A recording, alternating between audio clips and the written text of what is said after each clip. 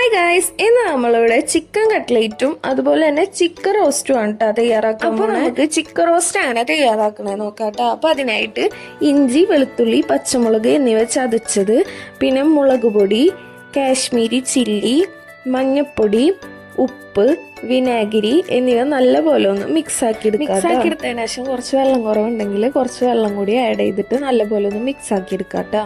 അപ്പോൾ നല്ലപോലെ മിക്സ് ആക്കി എടുത്തതിന് ശേഷം നമുക്ക് ഈ മസാല ചിക്കനിലേക്ക് ഇട്ട് കൊടുത്തിട്ട് ചിക്കനിൽ നല്ലപോലെ മിക്സ് ആക്കി എടുക്കണം. പിന്നെ എരിവിൻ്റെ കാര്യം ശ്രദ്ധിക്കണം കേട്ടോ. അതായത് നമ്മൾ പച്ചമുളക് ചേർക്കുന്നുണ്ട്, പിന്നെ ഈ ചിക്കനിൽ പരട്ടണ സമയത്ത് മുളക് പൊടി ചേർക്കുന്നുണ്ട്, പിന്നെ നമ്മൾ മസാല ആക്കുന്ന ടൈമിൽ കുറച്ച് മുളക് പൊടി ആഡ് ചെയ്യും.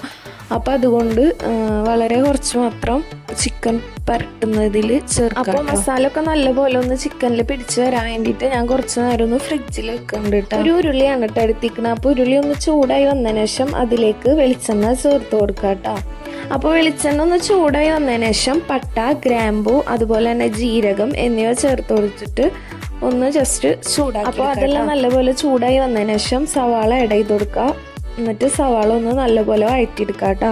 കുറച്ച് ഉപ്പും കൂടി ആഡ് ചെയ്ത് കൊടുത്തിട്ട് സവാള നല്ലപോലെ വഴറ്റിയെടുക്കുക. സവാള ഒന്ന് വഴണ്ടി വന്നതിന് ശേഷം ഇഞ്ചി, വെളുത്തുള്ളി എന്നിവ ചതച്ചത് ചേർത്ത് കൊടുക്കുന്നുണ്ട് കേട്ടോ. പിന്നെ ചിക്കൻ എന്താ പറയുക, മസാല തേച്ച ടൈമിൽ പച്ചമുളക് ചേർത്തിരുന്ന്, അതുകൊണ്ട് ഞാൻ ഇതിൽ പച്ചമുളക് ആഡ് ആക്കിയിട്ടില്ല കേട്ടോ. ഇഞ്ചിയും വെളുത്തുള്ളിയും മാത്രം സവാള വഴറ്റുന്നതിൽ ചേർത്ത് കൊടുത്തിട്ട് നല്ലപോലെ ഒന്ന് മിക്സ് ചെയ്തെടുക്കാം. അപ്പോൾ അതെല്ലാം നല്ലപോലെ മിക്സ് ചെയ്തെടുത്തതിന് ശേഷം നമുക്ക് അതിലേക്ക് തക്കാളി ചേർത്ത് കൊടുക്കാം കേട്ടോ. എന്നിട്ട് എല്ലാം കൂടെ നല്ലപോലെ ഒന്ന് വഴറ്റിയെടുക്കാം. അപ്പോൾ നല്ലപോലെ വഴറ്റിയെടുത്തതിന് ശേഷം നമുക്ക് അതിലേക്ക് പൊടികൾ ചേർത്ത് കൊടുക്കാം. കുറച്ച് ഓയിൽ കുറവായിരുന്നു കേട്ടോ, അപ്പോൾ ഞാൻ കുറച്ചും കൂടി ഓയിൽ ചേർത്ത് കൊടുത്തിട്ടുണ്ട്. പിന്നെ മുളക് പൊടി, അതുപോലെ തന്നെ മഞ്ഞൾപ്പൊടി, പിന്നെ കാശ്മീരി ചില്ലി, പിന്നെ കുറച്ച് മല്ലിപ്പൊടി കേട്ടോ. ചിക്കൻ റോസ്റ്റിൽ വളരെ കുറവ് മല്ലിപ്പൊടി ചേർക്കാൻ പാടുള്ളൂ കേട്ടോ. എന്നിട്ട് എല്ലാം കൂടെ നല്ലപോലെ ഒന്ന് മിക്സ് ചെയ്തെടുക്കാം. അപ്പോൾ മസാല ഒക്കെ നല്ലപോലെ വഴറ്റിയെടുത്തതിന് ശേഷം നമുക്ക് ചിക്കൻ ചേർത്ത് കൊടുക്കാം കേട്ടോ. എന്നിട്ട് എല്ലാം കൂടെ നല്ലപോലെ ഒന്ന് ഇളക്കി യോജിപ്പിക്കുക. ചിക്കൻ റോസ്റ്റ് ആയതുകൊണ്ട് തന്നെ ഞാൻ എക്സ്ട്രാ വെള്ളമൊന്നും ചേർക്കണില്ല. എന്നാലും കുറച്ചൊന്ന് ചിക്കൻ വെന്ത് വരാനായിട്ടുള്ള കുറച്ച് വെള്ളം ഒന്ന് ആഡ് ചെയ്ത് കൊടുത്തിട്ടുണ്ട്. എന്നിട്ട് എല്ലാം നല്ലപോലെ ഒന്ന് മിക്സ് ചെയ്തെടുക്കുന്നുണ്ട് കേട്ടോ. കാരണം ചിക്കൻ വെന്ത് വരുമ്പോൾ ചിക്കനിൽ നിന്നും വെള്ളം വരും. അപ്പം അതുകൊണ്ട് കുറച്ച് മാത്രം വെള്ളം നല്ലപോലെ ഒന്ന് ഇളക്കി യോജിപ്പിച്ചെടുത്തതിന് ശേഷം നമുക്ക് ചിക്കൻ ഒന്ന് വേവിക്കാൻ വേണ്ടിയിട്ട് ഒന്ന് മൂടി വെക്കാം കേട്ടോ. മൂടി വെച്ച് ഒന്ന് തുറന്ന് നോക്കി ഒരു 20 മിനിറ്റൊക്കെ കഴിഞ്ഞപ്പോൾ ചിക്കൻ നല്ലപോലെ വെന്ത് കിട്ടിയിട്ടുണ്ടായിരുന്നു കേട്ടോ. അപ്പോൾ ഞാൻ കുറച്ച് തേങ്ങാപ്പാൽ ആഡ് ചെയ്യുന്നുണ്ട്. തേങ്ങാപ്പാൽ ആഡ് ചെയ്തതിന് ശേഷം നല്ലപോലെ ഒന്ന് ഇളക്കി മിക്സ് ചെയ്തെടുക്കുക കേട്ടോ. എന്നിട്ട് മിക്സ് ചെയ്തെടുത്തതിന് ശേഷം നമുക്ക് നല്ലപോലെ ഒന്ന് വറ്റിച്ചെടുക്കുക. ചിക്കൻ നല്ല റോസ്റ്റ് രൂപത്തിലാക്കി തേങ്ങാപ്പാലൊക്കെ നല്ലപോലെ വറ്റി സെറ്റായി വന്നിട്ടുണ്ട്. അപ്പോൾ നമ്മുടെ ചിക്കൻ റോസ്റ്റ് ഇവിടെ തയ്യാറായിട്ടുണ്ട്. അപ്പോൾ എല്ലാവരും ഒന്ന് ട്രൈ ചെയ്ത് നോക്കാം കേട്ടോ. എന്നിട്ട് ഫീഡ്ബാക്കൊക്കെ ഒന്ന് കമൻറ്റ് ചെയ്യുക. അപ്പോൾ അടുത്തതായിട്ട് നമുക്ക് ചിക്കൻ കട്ട്ലേറ്റിൻ്റെ. അപ്പോൾ ചിക്കൻ കട്ട്ലേറ്റിനായിട്ട് ആദ്യം നമ്മളിവിടെ ചിക്കൻ ഫ്രൈ ആക്കി എടുക്കാം കേട്ടോ. അപ്പോൾ ചിക്കൻ നല്ലപോലെ ഒന്ന് ഫ്രൈ ആക്കി എടുക്കാം കേട്ടോ. അപ്പോൾ ചിക്കൻ ഫ്രൈ ആക്കിയത് മാറ്റി വെച്ചിട്ടുണ്ട്. അതേ വെളിച്ചെണ്ണയിൽ തന്നെ നമുക്കൊന്ന് സവാള വഴറ്റിയെടുക്കാം കേട്ടോ. സവാള ചേർത്ത് കൊടുത്തിട്ട് നല്ലപോലെ ഒന്ന് ഇളക്കി യോജിപ്പിക്കാം കേട്ടോ. സവാള വഴറ്റുന്നതിൽ കുറച്ച് ഉപ്പും കൂടിയും ചേർത്ത് കൊടുത്തിട്ട് നല്ലപോലെ വഴറ്റിയെടുക്കാം കേട്ടോ. സവാള ഒന്ന് വഴറ്റിയെടുത്തതിന് ശേഷം നമുക്ക് ഇഞ്ചിയും വെളുത്തുള്ളി ചതച്ചത് എന്നിവ ചേർത്ത് കൊടുക്കാം കേട്ടോ.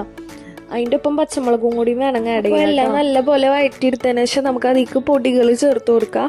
അപ്പോൾ അതിനായിട്ട് മുളക് പൊടി, അതുപോലെ തന്നെ മഞ്ഞൾപ്പൊടി, പിന്നെ ഗരം മസാല, പിന്നെ അതുപോലെ തന്നെ കുറച്ച് കുരുമുളക് പൊടി എല്ലാം കൂടെ നല്ലപോലെ ഒന്ന് മിക്സ് ചെയ്തെടുക്കാം കേട്ടോ. നോമ്പിന് സ്നാക്സ് ഉണ്ടെങ്കിലും സമൂസയും കട്ട്ലേറ്റും ഇല്ലാണ്ട് ഒരു നോമ്പ് തോറും ഉണ്ടാവില്ല അല്ലേ. എല്ലാവർക്കും പ്രിയം സമൂസയും കട്ട്ലേറ്റും അല്ലേ. അപ്പോൾ മസാല ഒക്കെ നല്ലപോലെ സെറ്റായി വന്നിട്ടുണ്ട്. അപ്പോൾ അതിനുശേഷം നമ്മൾ ചിക്കൻ ഒന്ന് ക്രഷാക്കി വെച്ചിരുന്ന് അതും കൂടി ആഡ് ചെയ്ത് കൊടുത്തിട്ട് നല്ലപോലെ ഒന്ന് മിക്സ് ചെയ്തെടുക്കാം കേട്ടോ. ചിക്കനും മസാല ഒക്കെ നല്ലപോലെ ഒന്ന് സെറ്റായി വന്നതിന് ശേഷം നമുക്ക് അതിലേക്ക് പൊട്ടറ്റോ വേവിച്ചെടുത്ത് ഉടച്ചെടുത്തതാട്ടോ. അത് അതിലേക്ക് ചേർത്ത് കൊടുത്തിട്ട് നല്ലപോലെ ഒന്ന് മിക്സ് ചെയ്തെടുക്കാം കേട്ടോ.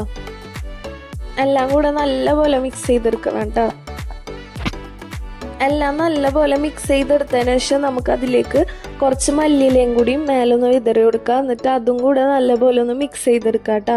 പിന്നെ എന്നിട്ട് ഈ മസാല നമുക്കൊന്ന് ചൂടാറാൻ വേണ്ടി വെയിറ്റ് ചെയ്യാം കേട്ടോ. ചൂടാറിയതിന് ശേഷം നമുക്ക് കട്ട്ലേറ്റിൻ്റെ വട്ടത്തിലാക്കി എടുക്കാം കേട്ടോ. അപ്പോൾ ഒരു 10-15 മിനിറ്റ് കഴിഞ്ഞതിന് ശേഷം നമ്മളെ മസാല ഒന്ന് നല്ലപോലെ ചൂടാറി വന്നിട്ടുണ്ട്. അപ്പോൾ ചൂടാറിയതിന് ശേഷം നമുക്ക് ഇഷ്ടമുള്ള ഷേപ്പിൽ നമുക്കത് പരത്തിയെടുക്കാം. ഞാനിവിടെ വട്ടത്തിലാണ് പരത്തിയെടുക്കണത്.